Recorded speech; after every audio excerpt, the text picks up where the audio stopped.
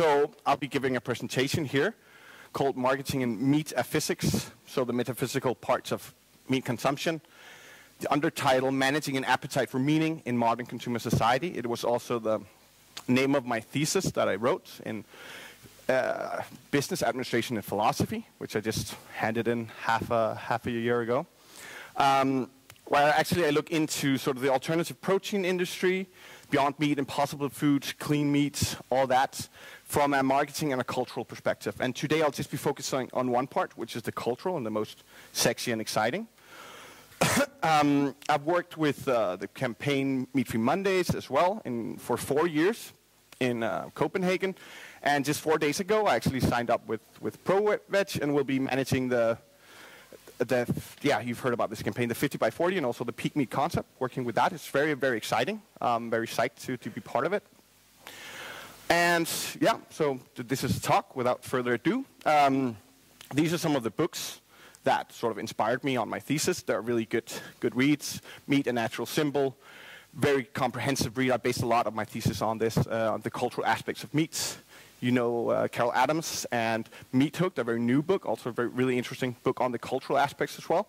And then culture and consumption. I think, so a lot of you guys, if you could raise your hand, you've all tried to talk about the ethics of meat consumption, right? No? Yes? Okay. How many of you have sort of talked about the existential aspects of it? Yeah, I'm not even sure what it means, but it's rarely something we bring up. So yeah, it makes sense you're confused. So that's basically what I'll be talking to you today. So a quick overview. So culture and consumption in general, as it is in society. And we call this a consumer society. As you might know, we've had other types of societies throughout Western history. And then anthropocentrism, a word you already know, I think, in Western culture. The role of meat consumption within this context of Western anthropocentrism. Just to be fair, there's other types of anthropocentrism.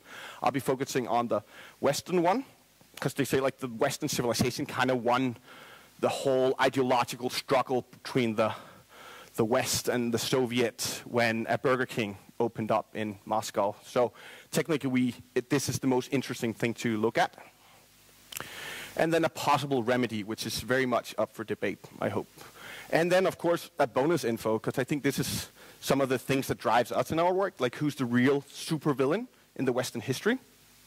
And there's a lot of examples, probably, that you can recognize. You guys know Monsanto, kind of working behind the scenes.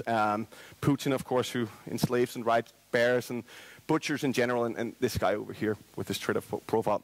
But I'm actually here to tell you that the truth is far more horrifying, that this is the guy we need to look out for. I'll get into that later on. So what kind of initially inspired my inquiry into this was, if you have something, you know the Impossible Burger, right? It has a non-heme iron, makes it bleed. It's 100% vegan, plant-based, but it tastes, sizzles, everything would be like the taste and the texture and the nutritional properties. Everything is, if not better than a beef burger, then at least on par with it. And then you have a regular beef burger, right? So I found it very interesting that someone would actually, if you present them with it and you don't tell them what it is, they would probably think, okay, it's nice beefy burgers both.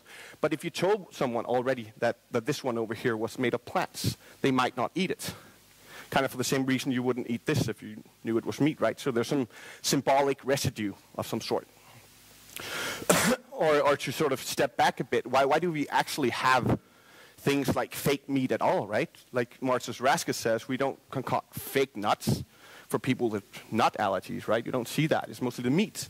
So when you think about meat alternatives and these type of products, you should actually look at this as sort of a cultural complement to the cultural status of meat. It's been so central to our plate. There's a lot of symbolism in it. So that's one way of looking at it. Why do we even eat this? So my sort of research question is that Pat Brown, who's the founder of Impossible Foods, he says that he's a bioengineer, I think, of some sort. So he's looking into find this molecule that made meat meat. You know, what is meat? What gives it the texture? And he found this non-heme iron.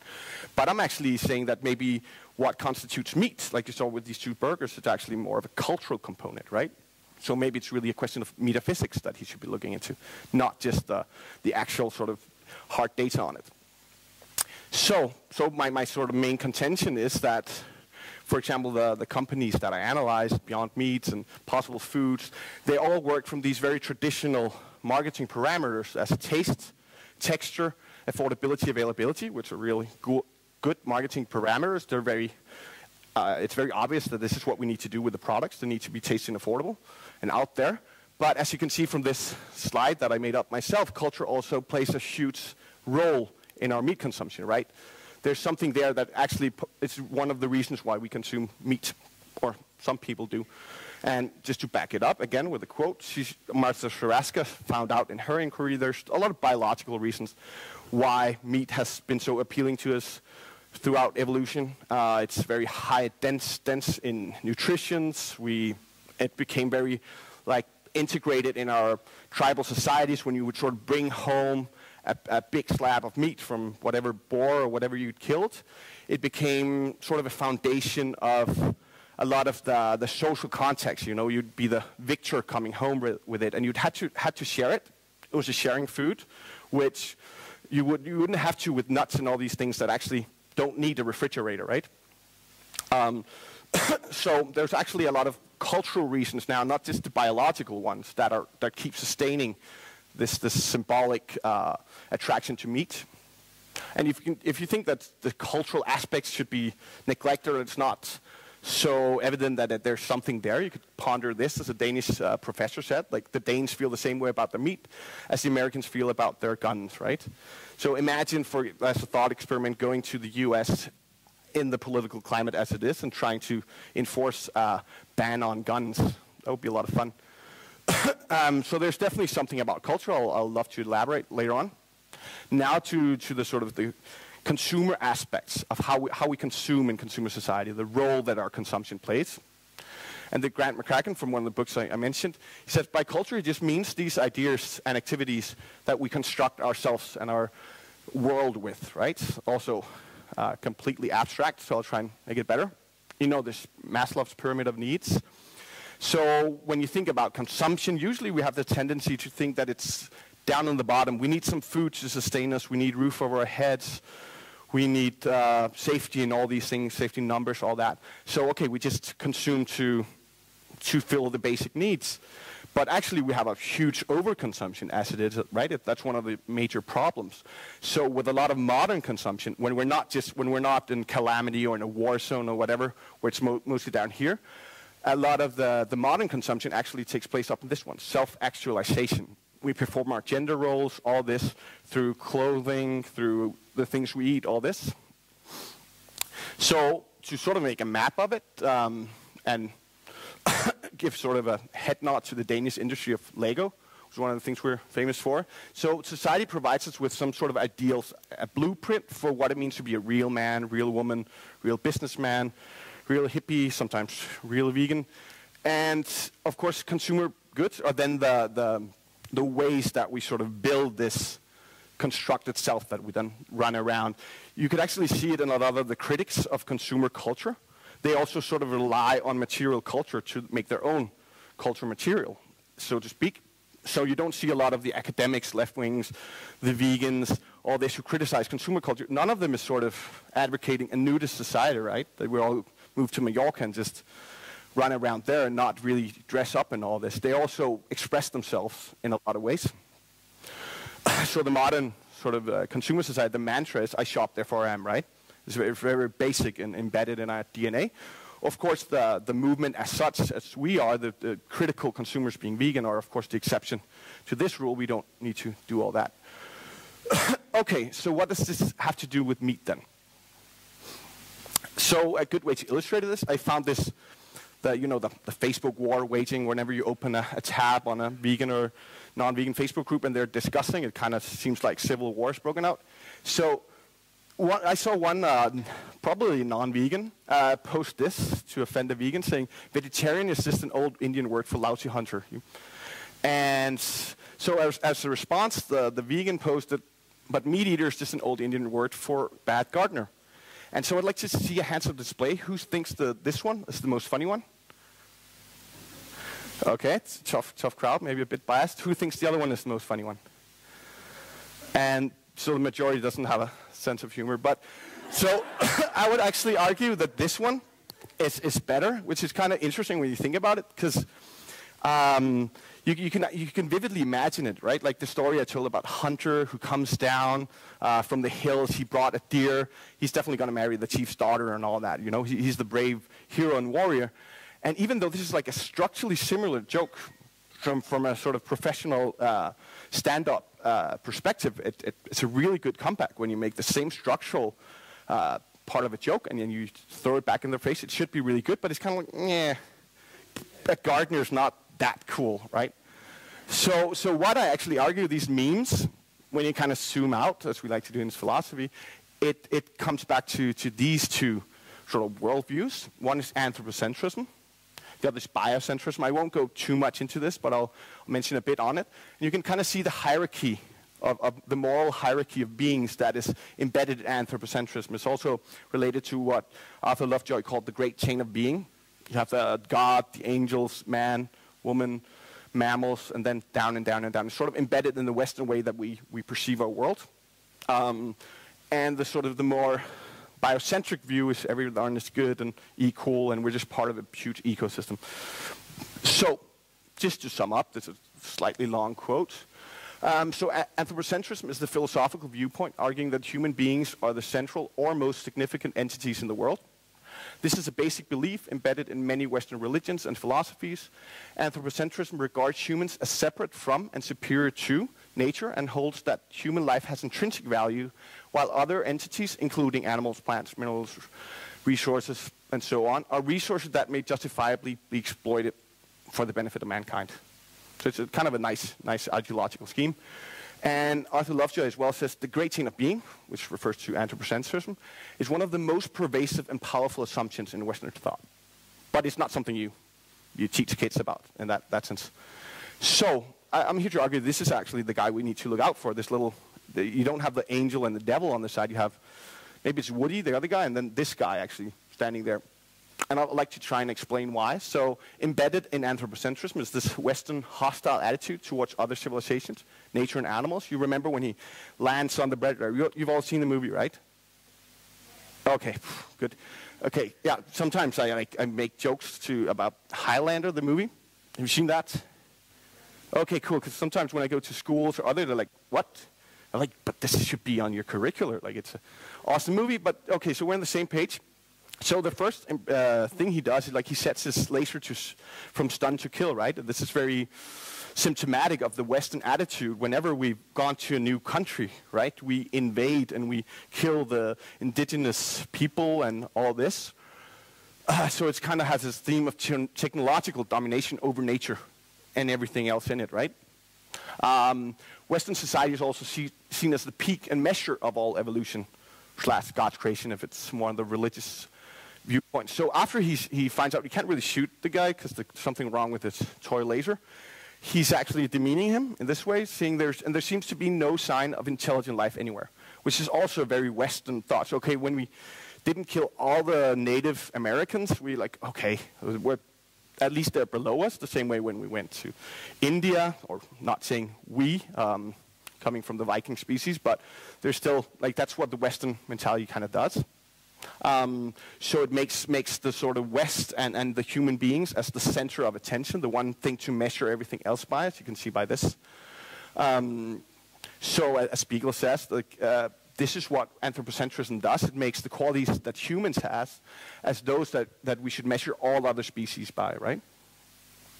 And the second thing is this very summed up in his nice sort of slogan, to infinity and beyond, which I kind of translate into this blind belief in the paradigm of financial growth, which is also embedded in the modern sense of Western anthropocentrism.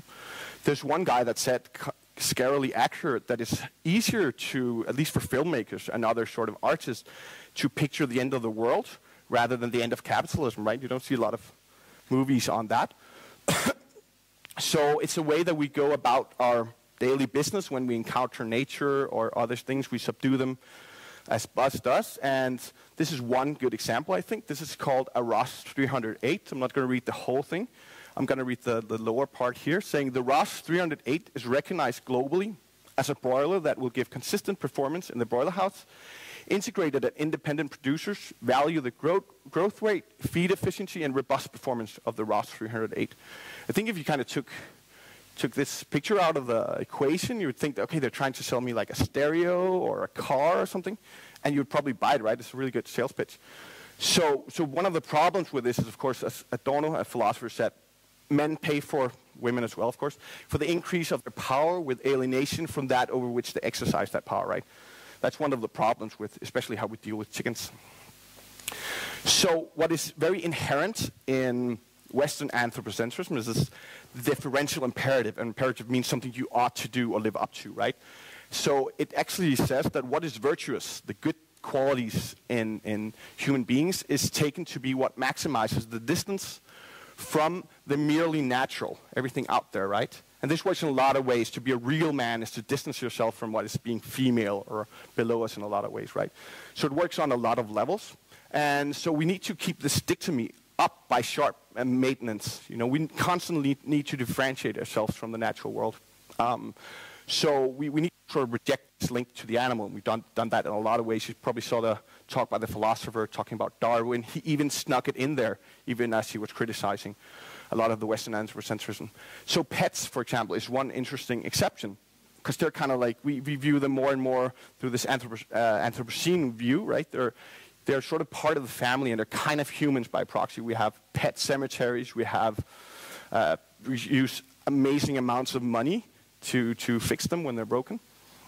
So this is very inherent in the way. It kind of works a bit like a sort of global collective Western minority complex from our species, right? We really need to distance ourselves from this. So one thing about the pets, for example, and you can also see this in the spending, you probably know this, it's also been mentioned, that so 1% of all donations that human beings give to charities in general, only 1% of that goes to animal issues. And only 1% of those 1% goes to farmed animals, even though farmed animals is the 99.8% of all the beings being exploited, right, when it comes to animals. The rest goes to cats and dogs, also the phenomenon known as meowspiracy. So human exceptionalism, which is also part of this, by this lovely book called A Rat is a Pig, is a Dog, is a Boy, The Human Cost of the Animal Rights Movement. Because usually this is not very obvious to people that you're actually poking at their collective minority complex when you tell them you're vegan or you kind of step out of this worldview. But he actually took the time and effort to make a book.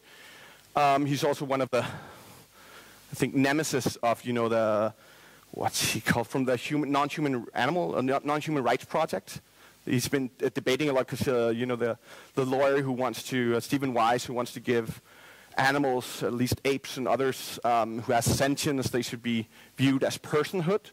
And he's very fiercely against this, which is very interesting. Like, he's probably not going to mess with his rent or tax system. So he says that the idea that human beings are at the pinnacle of the moral hierarchy of life should be, and once was, uncontroversial. What other species in the known history has made all these wondrous capacities and attained all these things? What other species has transcended the tooth and claw world of naked natural selection to the point that, at least to some degree, we now control nature instead of being controlled by it, right? We've sort of grown above it. What other species build civilizations, record history, creates art, blah, blah, blah, all these things. We're very wonderful in all this. It's like praising the collective ego, right? And I would actually, you probably read a lot of it, like Tobias's book, Melanie's book, all these ideas on strategic action for animals. For my bachelor's thesis, I chewed my way through this. It was a very horrifying read. But I dare you to, for next year, the person who comes up to me and says they actually read this book, I'm buying that person a beer. So, and it would be interesting for us to know more about this, I think. Because that's that are at the bottom of all this. Okay, well, we are sort of digressing, so let's go back to the meat issue. So it doesn't mean, as Nick Fides from Meat and Natural Symbol, he says, it's not that we are sort of constantly exalting in our capacity to be above nature, right? When we eat meat or we consume flesh, but it is one of the primary symbols with which we've sort of demonstrated our capacity to be above nature, right? So whenever you're eating something, you must be above it, you know? So kind of when you ask people who eat meat, like, why are you justified in, why do you eat meat? Because we're above the animals. And when you say, why are we above the animals? Well, because we eat them, right? And you can see the sort of circular argument.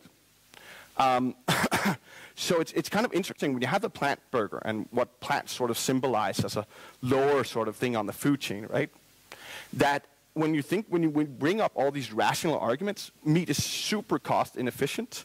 It is destroying the rainforest, blah, blah, blah. You heard all that. It's not very rational to keep on consuming, especially when there's a lot of other good protein options out there.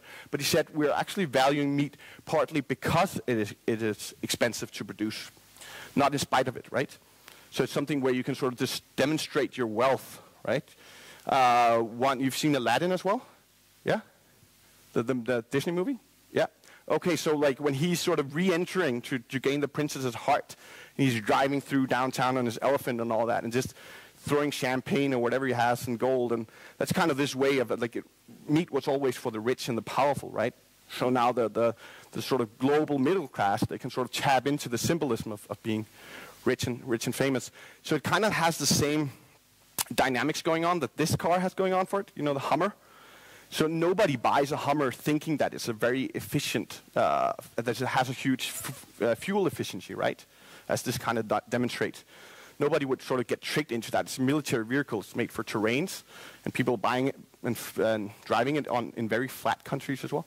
So as I like to say, like nothing's dumber than a Hummer, right? Like, it's not very smart to buy, but you're actually doing it because you can demonstrate that you can afford to spend a lot of fuel. So this is sort of inherent in the symbolism of it. So how this also relates back to meat, you probably heard these jokes. I can't live on rabbit food because he's a warrior apparently. And the bacon cheeseburger because I didn't fight my way to the top of the food chain to become a vegetarian. You probably encountered these. So what Nick Fides says that this notion of this great chain of being, the anthropocentric worldview, although it's sort of been reformulated from its more philosophical and religious roots earlier on, it's been now been scientifically, this is a spelling mistake, reformulated as the food chain, right? So actually when you present someone with the notion that you're vegan or vegetarian and you don't eat meat, sometimes, at least I get that reaction that it's kind of, I'm messing with the food chain, right? I was like, whoa, it's not just I'm doing something good for the climate and they hate me for it, or I'm doing something good for the animals and they really dislike that. But it's kind of like I'm messing with this whole system of belief that they have blindly. It's kind of like, you know the story of how Galilei, when he said that Earth is not the center of the universe, and he went out and put it on Facebook or whatever you did back then, and a lot of people got really pissed off, and it's not because, okay, so the sun is the center of the universe. It's not that like living costs are going to go up or gravity stops working. It's just another sort of map of the existence, right? But it messes with something very intrinsically that we want to protect. Was actually meat's association with protein, masculinity, and comfort. When they're like, okay, no, I need this meat, and we're this masculine. We're the armed forces. We're driving Hummers all day. Why should we reduce our meat consumption? Doesn't really add up in what we're doing the rest of the day. So to contrast, I'll briefly go over this. You know, biocentrism, famously championed by Pedersen, and I'll argue this is the book you should read about biocentrism. Please don't Google it. You get a lot of weird, crazy stuff. Basically says membership in the species Homo sapiens is the only criterion of importance that includes all animals and all humans and exclude non-humans, right? But it's completely arbitrary to use this, to just exclude them on the boundaries of a species, right? So the only other criterion that we can include and like that has more relevance is sentience. So using sentience is actually something we could use to extend the basic moral principle of equality and equity in moral consideration. So we can also include other species without it being an arbitrary philosophical position.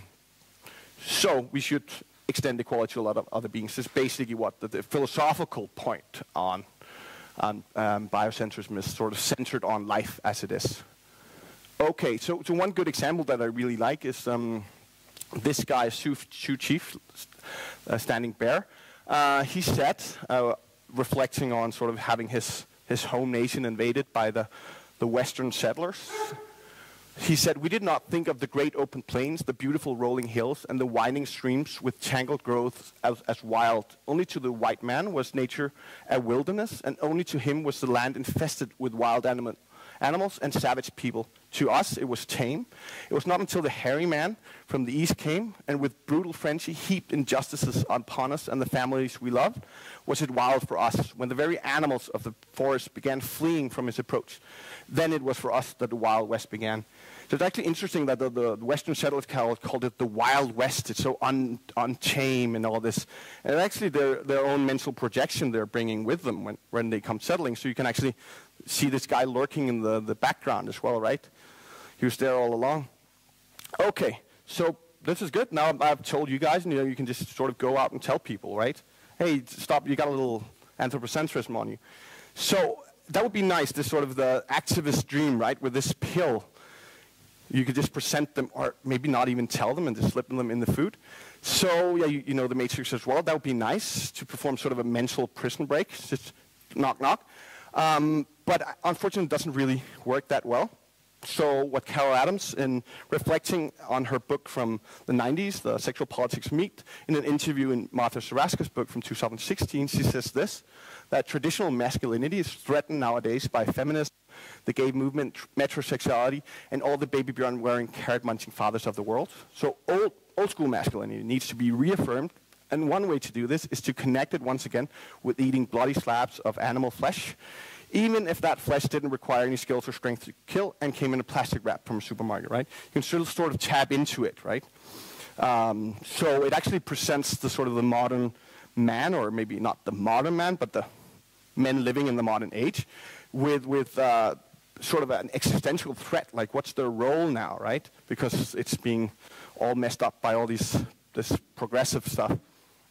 So I'd like to illustrate this actually, and hopefully the technique will work. Yes, let's try it. Okay, so we are hoping there's sound. I'm just gonna shoot this.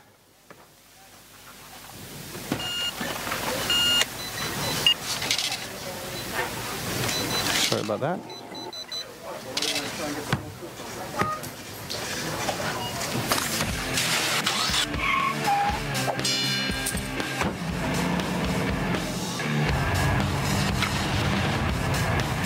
There you go. So problem solve. So you can actually see this line of marketing. There's a lot of other tragically, hysterically funny examples out there on the interweb. So you can see, the solution to his crisis of buying the tofu next to this guy who's buying what is obviously preparing for a barbecue and real manly get-together, and he's buying tofu and carrots and stuff like that. So what the commercial is, of course, for a Hummer. So he uses the Hummer to reinforce his masculinity and restore the balance, right? But a lot of meat commercials do this as well. You know, like sticking it to all these modern New Age movements by eating what we came to eat. So it doesn't just work like that. You can't actually just slip them a pill, or you could slip them a tick, apparently. But so they have a defensive identity pattern, right? This existential threat. There's studies being done actually when people's identity is being sort of threatened, when they're in a state of flux, when they move to another country, become expats, or they crossed an age boundary, they become like, there's a midlife crisis, there's when you become retired or whatever. You actually see a lot of them clinging more tightly to material expressions of their identity, right? If you have a midlife crisis as a guy, you buy a motorcycle, right, to express that you're still young and cool and dashing and dumb. And so there's a lot of things people do when they have this. So we have the nationalist movement where this thing that waves around and symbolizes national identity, the flag, becomes really important, what you do with the right, and all these issues. So it's basically the same with meat. Another study shows that actually when people are presented with a fact that goes counter to something that they're sort of existentially invested in, the same centers in their brain lights up as if they're being attacked, right? Because it's like it almost feels like a threat to their existence. Not on a biological level, but sort of up here in their performance of identity. One interesting example I'll go into as well. This was the Good Food Institute. Laura Bird there, the social media manager. She made a petition to get In and Out, a burger chain in the US, to adopt a veggie burger. For us, it doesn't sound really threatening, but so she was met after having done this campaign, and actually it worked really well. On her Facebook page, people wrote stuff like this: "You're attacking a Christian business, and it's wrong." It's a really solid philosophical argument. "And you seek to destroy American values," which we know we don't want to do, "and you're hell-bent on ruining everyone's good time." I don't know if it's like the stench of a veggie burger being cooked in the same place as a meat burger or something like that. And another one that I actually think is quite spot on. So what you're trying to create with this is a gender-free, multicultural, safe space to cuddle in that's populated by the worst types of humans. So yeah, this is basically our conference, right? So I think it does trigger something, right? You could see that at least, and there's like a shitstorm there. So there's something to be aware of, you know? So the Norwegian military study actually concludes that in order to overcome some of the barriers discussed there, a meat reduction scheme, such as the Meat-Free Mondays or others, would need to be translated into a language that fits the ideology that the soldiers or whoever you're targeting relate to, right? So one interesting example that I really love was a Spanish construction site. There's a lot of serious head trauma from injuries because they're not wearing a helmet. So, of course, the construction manager is like, okay, we're going to make a lot of posters saying 98% of all these accidents could be avoided if you would only wear a helmet. Nothing happened at all. No behavior change. No one was wearing helmets. So they sent in what was called a behavioral philosopher. So philosophy is not really a protected title of any sort. So she went in and she was kind of listening to the norms of the place and found sort of this locker room mood of all the guys working there. Like, oh, come on, don't be a woman. Like, don't wear a helmet. It's not cool and macho. So what she did, based on that info, she made another poster with like a real man holding with a helmet, holding his wife and his beautiful little daughter, and it said, "Real men know how to take care of themselves and can continue to provide for their family," right? And this would like kick right in the groin. There's complete turnover. Everyone started wearing helmet. You can almost listen in on like the change in the locker room mood, right? Like, oh, you're going to wear a helmet, old man? You're not like cool, young, macho, and all this. He's like, oh, that's true. You're so young. You don't know what it means to be like a provider, a supporter. You'll learn, right? So it's a good like comeback argument. So you have this weird masculinity floating obstacle, right? Usually just meant having a penis or not. But now there's a lot of debate going on around it, right? So, but then it was kind of hardwired down to not wearing a helmet. So you can have the same hanging carrot or whatever that people want to get here, and then wire it down to something else. One of the earliest examples of this was from this really boring read that I went through. It's like a historian telling a history of our movements. So in August 1860, one guy called the Vegetarian Ferryman, he was nicknamed in the media. He did an 80 hours of continuous rowing from Boston to New York. It was like 400 nautical miles. I have no idea what a nautical mile is, but it sounds harsh. So this was the first time that a vegetarian diet was linked to physical supremacy in the mainstream press. It did a lot to legitimize the vegetarian lifestyle in a society that associated strength, virility, and even social status with meat consumption. So one of the first sort of macho vegan or vegan bros, if you call it that. And you can, as you can see here, this was actually the front page. This is one of these ridiculing posters that they did of the vegetarian movement back then. You can see they're very frail, and they didn't even know about B12 deficiency back then. So, but they still had this image that was not manly and all that. So what I suggested in my thesis actually because I was talking about cultural branding of plant-based products, so impossible foods over there, right? That what they're lacking in the symbolic residue for people to feel safe in their threatened masculinity or other is these guys. Like, that's kind of symbolism, right? Chuck Norris and all that. Also really good movies. So I'm suggesting they kind of make a marriage in their, in their public outreach and all this. You know, you can start branding it, having Arnold Schwarzenegger eat veggie burgers, all that. And, well, he actually started doing it. I don't know if you noticed that cop in Paris. There's two events targeting livestock and climate change.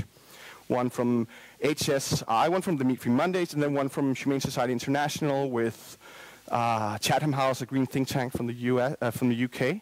And what their event was called was the big omission from the talk of emissions, right? Yes, 10 minutes back. So this really sums up that we're not talking about the proverbial cow in the room, right, when it comes to climate change. But when he went out and said, there was like 2 articles covering this in non-mainstream press, these other 2 events, where he went out and said we should eat more tofu for the planet, right? And it went just cut straight through. So, and this guy you already know as well, right? So these sort of macho men can actually help get this out to a non-mainstream, or no, actually the mainstream media. So this movie coming out, 2018, this is also Patrick Bueman, if I'm pronouncing correctly. It's being directed by James Cameron, Titanic. Also, I'm a huge fan of that as well. Proud to say it. So what this movie is actually portraying is that a wide array of vegan athletes are doing really well on a plant-based diet, and sort of trying to dispel the myth that you cannot build muscle on a vegan diet. So you probably know a lot about other reasons to go on a vegan diet. The earth is being destroyed, right? Animals suffering in billions, and your own health. But of course, muscle. Yeah, why didn't we think of that? So again, like nothing's dumber than a Hummer, but sometimes you sort of need to get it out there. So this is going to be my sort of feeble attempt to sum up. We've been all over the place. So modern consumers perform their identity, or our identity, through consumption. Present company excluded, of course. And anthropocentrism is central to the underlying Western notion of what it means to be human. At least at the very, there's a lot of studies being done that millennials are actually viewing themselves more and more biocentric, a lot more vegetarians, more climate-oriented. You know, that we are kind of realizing that how we're treating the planet and how we're consuming is actually part of what's destroying it, right? So it's going in the right direction slowly. Then there's U.S. politics. So meat consumption is a central symbol in performing an identity allied within our ideological comfort zone. Anthropocentrism again, or Buzz Lightyear, if you will. And when people feel a threat to their identity, they will close down and seek out symbols to reinforce this identity. And so anthropocentrism functions in a similar to a collective minority complex, right? Like one person actually said that it is the weak who are cruel. Gentleness can only be expected from the strong. So sometimes when you think back to childhood bullies who would rob your lunch money and not buy a vegan lunch with it, and you would think them as these big, maybe heroes of victories or bullies at least, but it's not coming from a place of strength actually. There's studies being done that people who were bullies in primary school, they do a lot worse in grown-up life in terms of fear and all this. So it's kind of like a behavioral pattern they adopted to deal with insecurities, right? And therefore, we should supplement our activism with appeals that align with the above and doesn't necessarily trigger these defensive mechanisms. A really good example is some movies by the Polish association called Uwarte Klatki. They've done some where they have really cool vegan athletes doing martial arts and eating a vegan diet. It's really well done. And yeah, and that kind of concludes it. So what I've been arguing here is that there's like you all know, there's a sort of a growing appetite for meat consumption in the world, unfortunately. But my main contention is that one of the biggest appetites, perhaps, is the one for meaning. So yeah, that was all. Thank you for listening.